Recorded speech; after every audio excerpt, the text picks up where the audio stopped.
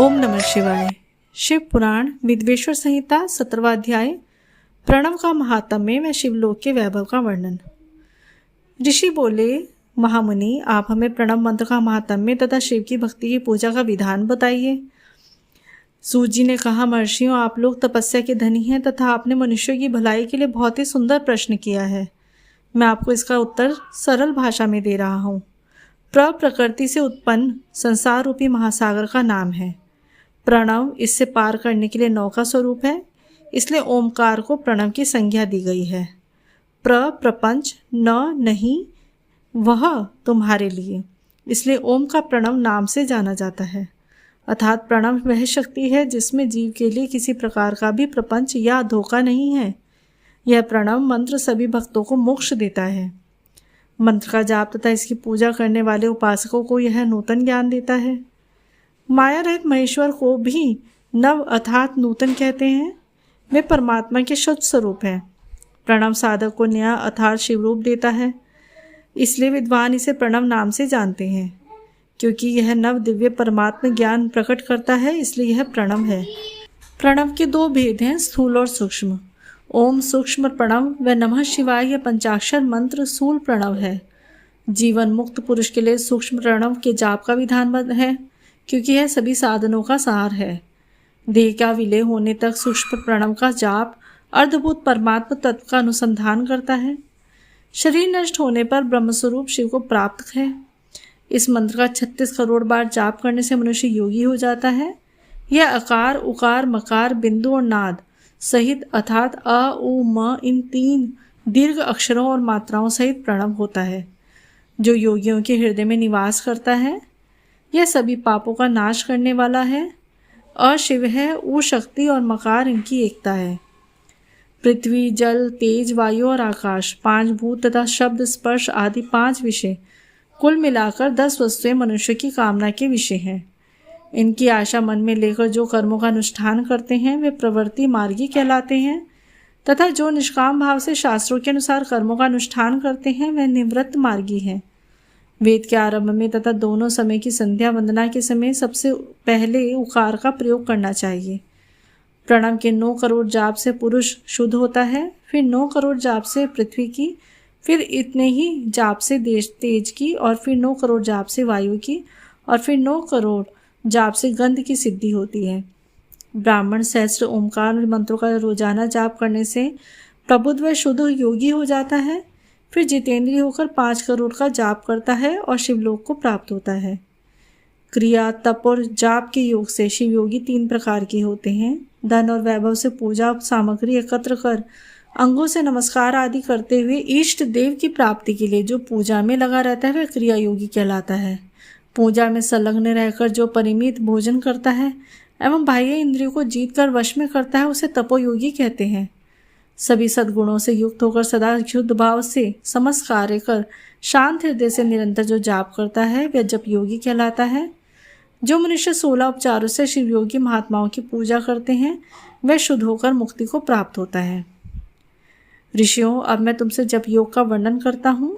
सर्वप्रथम मनुष्य को अपने मन को शुद्ध कर पंचाक्षर मंत्र नमः शिवाय का जाप करना चाहिए। यह मंत्र संपूर्ण सिद्धियां प्रदान करता है।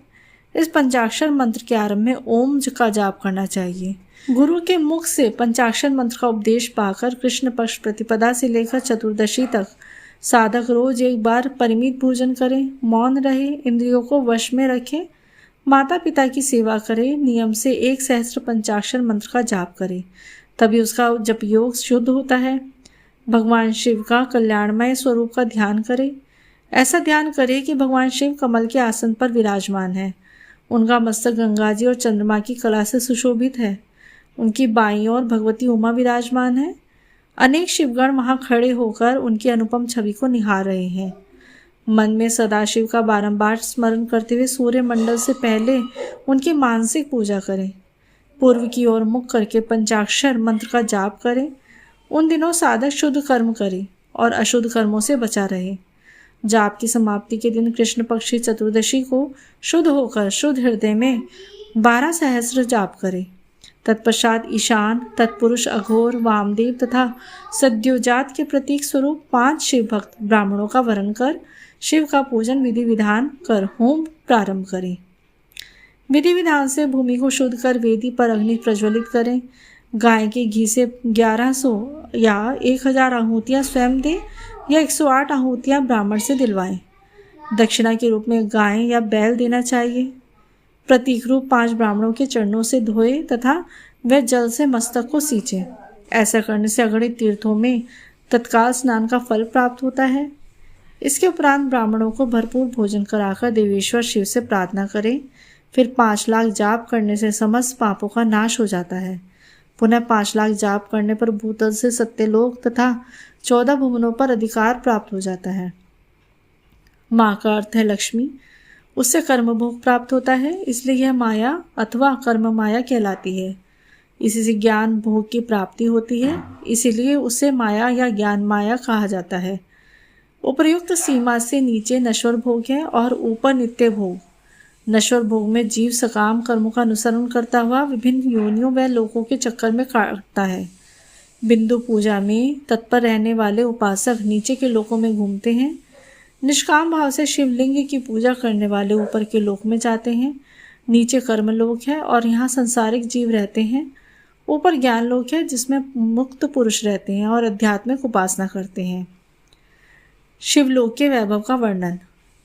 जो मनुष्य सत्य अहिंसा से भगवान शिव की पूजा में तत्पर रहते हैं, कालचक्र को पार कर जाते हैं। कालचक्रेश्वर की सीमा तक महेश्वर लोक है। उससे ऊपर वृषभ के आकार में धर्म की स्थिति है। उसके सत्य, शौच, अहिंसा और दया 4 पद हैं। वह साक्षात शिवलोक के द्वार पर खड़ा है। क्षमा उसके सींग है, शम कान है। वह वेद ध्वनि रूपी शब्द से विभूषित है।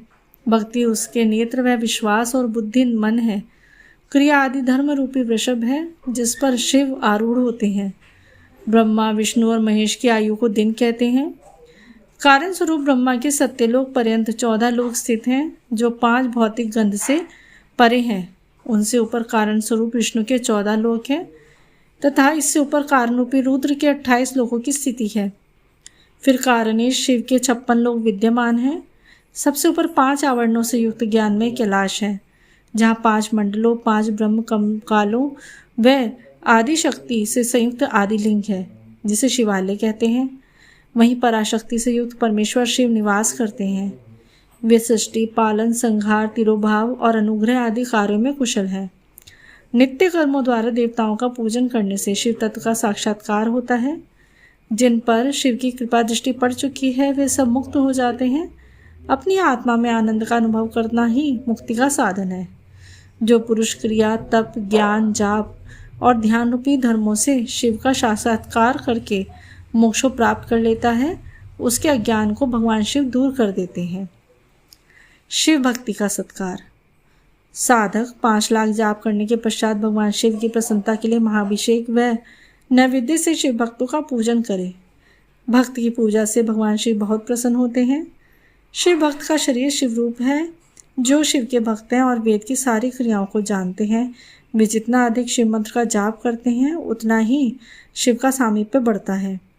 शिव भक्त स्त्री का रूप पार्वती देवी का है तथा मंत्रों का जाप करने से देवी का सानिध्य प्राप्त हो जाता है।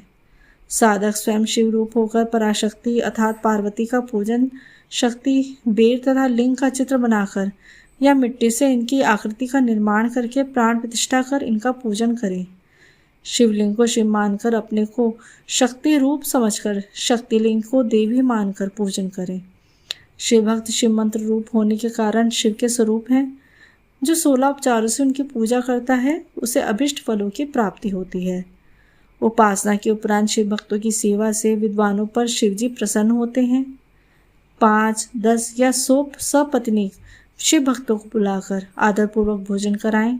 शिव भावना रखते हुए निष्कपट पूजा करने से भूतल पर फिर जन्म नहीं होता।